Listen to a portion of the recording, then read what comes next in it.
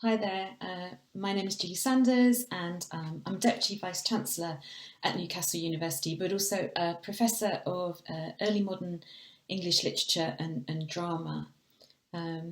What we're trying to do or experiment with in these insight shorts, as they are, is just try and offer, as a bit of compensation for not being able to run our wonderful Insights programme as usual at the moment in this period of lockdown, a different way of just engaging with you and with some new material and hopefully with some ideas that are particularly relevant perhaps at this moment in time. The day that this is being released to you is April 23rd, and that is Shakespeare's putative birthday, also St George's Day, and there are all kinds of historical reasons for that connection. But it seemed a nice thing to try and do, to think a little bit about Shakespeare in the time of lockdown and why we might be turning to his work in different ways. And in the second part of this short talk, I'm going to focus in on one particular novel published recently, which is Maggie O'Farrell's Hamlet. So as I say, I teach early modern drama, and those plays by Shakespeare and his contemporaries were often written in the context of plague outbreaks. And I never thought, I've been saying this to some of my students recently, I never thought I'd ever be teaching this material in the context of a real global pandemic. And it's made me very thoughtful about that material and how I've responded to it differently over time. One of my specialisms is actually a playwright working at the same time as Shakespeare called Ben Jonson. Ben Jonson had a very famous play called The Alchemist, written around about 1610, which is all about what happens in a London household when the master of that household, Lovewit, leaves London to escape a really ferocious plague outbreak, and the house gets taken over by a particular group of nefarious individuals who nevertheless are great fun to spend time with. But the play starts with this phrase, the sickness hot, the master quit his house in town. And that really resonates now. I was reading, as many of you would have been, newspaper reports about people going to second homes, people trying to escape outbreaks in the city, to escape big populations. Of course, what happens in Jonson when a house is left vacated is brilliant theatre, and I might come back to that topic. There's a lovely scene where the neighbours were overhearing what's going on in this mad household, which has been set up as a fake alchemist laboratory. Anyway, I'll leave you to explore that one for yourself. The play I've actually been doing with my students recently is another Jonson play called Epicene, written just the year before, 1609, and there'd been a really terrible plague outbreak that year, and so the theatres had been shut. And again, I'm saying all of this and of course teaching my students at a time when my beloved Newcastle and its wonderful cultural sector is dark, although in reasons I'll say in a moment, not completely dark, still actually very much being creative and trying to stay in touch, but those wonderful theatre spaces that we know and love at the moment inaccessible to us. And there's a character at the centre of Epicene who's almost broken by the sounds of the bells ringing across the city, the bells ringing out the plague dead. And it's a very troubling thing to teach with the students at the moment, and we're trying to be really thoughtful and mindful about that. Of course, what happened when the theatres shut in Shakespeare's time is sometimes people would have more time to write, and there's been lots of jokes and memes on social media about Shakespeare writing King Lear during his quarantine. Not exactly accurate, but it captures something about these long downtimes from the commercial playhouses that writers had. Because sometimes plays also went on tour to the countryside where they could perform in different kinds of spaces. And actually the Maggie O'Farrell novel that I want to talk to you about does touch on some of that. So, Shakespeare never wrote a play about plague, and yet in all kinds of ways the work of Shakespeare and his contemporaries was informed by and shaped by plague. And I'm sure that our future work and thinking will inevitably be shaped by what we are living through now, through the COVID-19 moment. Lots of people looking forward to the fourth part of Ali Smith's quartet of novels, and was very much seen as the quartet that was capturing, if you like, Brexit Britain. But of course, Summer, due to be published this summer in 2020, will inevitably be shaped by the coronavirus. But what I'm interested in, just touching on with you today, is how Shakespeare is potentially being mobilised in this moment, and why and in what ways. And as well as working on early modern literature and drama, I've spent my life looking at adaptation and adaptation studies as a way of thinking and a way of engaging. So I'm really interested in the sort of usefulness or otherwise of Shakespeare at this time. And there's a great book, in fact, it's just come out in paperback, that I would really recommend to you all, by Emma Smith, who's a friend and a scholar at Oxford. And it's called This is Shakespeare. And she has a great kind of opening gambit where she kind of asks us, why would we want to read a book about Shakespeare? And I suppose we could also, why would you want to read a book about Shakespeare in a time of lockdown? Well, she says, is it because he's a literary genius, a prophet whose works speak to us and encapsulate the human condition? Is it because he presents the timeless values of tolerance and humanity, because he put it so much better than anybody else? Nope, she says. And I really like that. What she's interested in, and I suppose what I'm interested in here, is that this way in which Shakespeare becomes unexpectedly relevant to us, but also what Emma talks about as the gappiness of his work, that in a sense it's the incompleteness of a lot of his plays and the mystery around his own life and who he was that allows us to insert ourselves in our own times and our own cultures and to remake Shakespeare anew for each moment and in different ways, and that's where the creativity and the possibility lies. So it's those gaps, those in-between spaces that really interest me. And I could point to 1,000,001 ways in which Shakespeare is being engaged at this moment. Lots of live streaming of productions, and you can join Twitter parties to unpack productions of Winter's Tale over the next few months, led by a wonderful colleague at the University of Nottingham called Pete Kerwin. You've got Patrick Stewart reading a sonnet a day, which a lot of people are really moved by and really enjoying, and starting to think about the sonnet sequence in new ways as a result.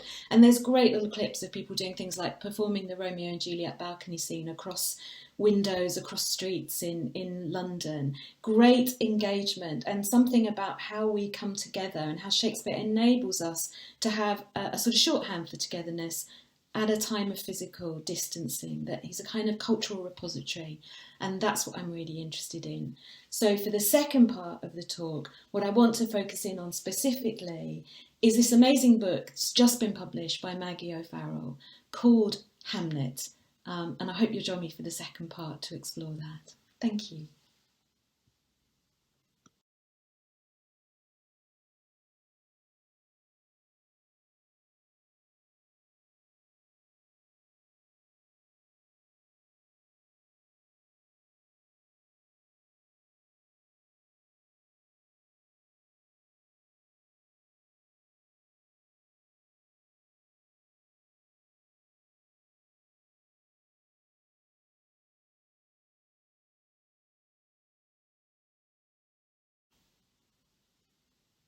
So this is the second part of my talk on Shakespeare in the time of lockdown, and I want to focus here on the wonderful book published by Maggie O'Farrell just recently, just at the end of March, called Hamnet. And though the novel never even uses the name of Shakespeare or the term Shakespearean, in all kinds of ways, it's written in the gaps that I was talking about in the first part of this lecture. Shakespeare had, we know, a son called Hamlet, and Hamlet also had a twin sister called Judith. And there's long been critical speculation about why twins, as a result, figure so strongly in the sort of psychology of Shakespeare's plays, in particular plays like Comedy of Errors or Twelfth Night, where there were actual twins, but in lots of ways we're twinning between characters. And I had great fun as an undergraduate exploring some of the idea of enemy brothers, these mismatched figures on stage who are nevertheless twinned in different ways. And then I got hugely interested when I became an academic in Angela Carter's writing, and she does great stuff with the idea of Shakespearean twins in Wise Children, another production that was live streaming recently with the great Emma Rice, and you can explore that for yourselves as well. Sebastian and Viola are the twins in Twelfth Night, and at one point in the play, they're meant to look so alike that they're like an apple cleft in twain. And Maggie O'Farrell has great fun in Hamnet, which she plays in the novel, because there's a moment where Judith and Hamlet actually share an apple. And for those of you that know the plays, it's just a nice little in-joke. Doesn't matter if you don't know the in-jokes, but it's a nice moment. And actually she has lots of fun through the whole novel with references to things like cross-dressing, of girls dressed as boys, and lots of half echoes of lines from plays. Of course, the most echoed and most alluded to play is Hamlet itself. And even the proximity of that name, of the play's title, of two characters in the Shakespeare play is part of the imagining of this wonderful novel. But here's the rub. Shakespeare's son, Hamlet, died in 1596. We're not entirely sure why, but a moment of profound loss and grief for Shakespeare and his family, nevertheless. And scholars like Stephen Greenblatt, who's actually quoted as one of the suggested epigraphs to Maggie O'Farrell's novel, they've long sort of ruminated about the likely connections to plays like Twelfth Night and like Hamlet, written in the years directly subsequent to that moment of profound loss and grief. And they are plays with deep shadows, regardless of whether they're a tragedy or a comedy. And in many ways newly relevant, in ways Maggie O'Farrell can scarcely have thought when she was writing this novel. Maggie O'Farrell speculates that Hamlet, at least in her novel, dies of plague. And so we start to understand what happens when an uncontrollable illness breaks in on an intimate family scene. Hamlet is a bright, astute, and incredibly perceptive, very engaging presence at the start of the novel. And we kind of start the novel with him, absolutely. We're told a boy is coming down a flight of stairs, almost like a stage direction, but we're so profoundly with him that we also feel the loss of him from the novel. It's like a little bit of light goes out when Hamlet slips away from us. And I think in so many ways the novel is interested in slippage between a historical moment and our contemporary now. And I'm not usually one for historical collapsing, but I think the time of lockdown has made me see all of these resonances with early modern drama, but also the sort of sliding doors moments of our lives, the what if moments, sometimes things within our own agency and choice, and often not.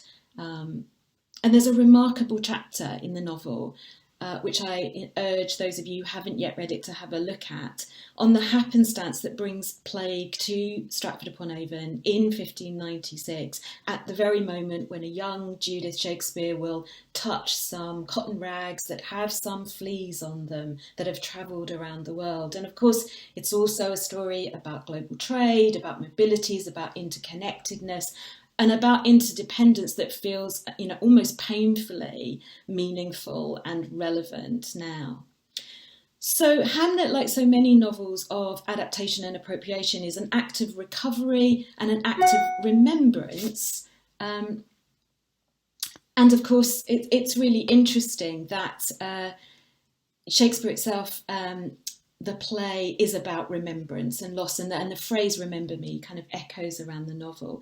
Another character that Maggie O'Farrell chooses to remember or recover or remember differently is Agnes, who stands for, who is the Anne Hathaway of Shakespeare's biography. Shakespeare's wife famously left behind in Stratford-upon-Avon when he forged his amazing writing and theatre career in London. And this is also, though, a novel, though largely set in Stratford-upon-Avon in rural Warwickshire, a novel about theatre. Like so much Shakespeare adaptation in fiction or in film, it becomes about this other media, this other genre, and I like that act of conversation that adaptation enables.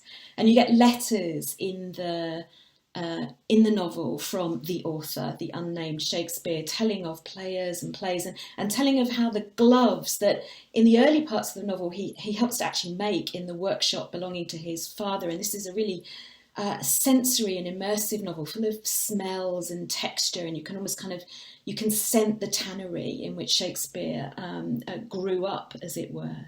But he thinks about gloves in a very different context in these letters as props for players and for playing. And there's that lovely sense of how material culture is kind of remade by theatre.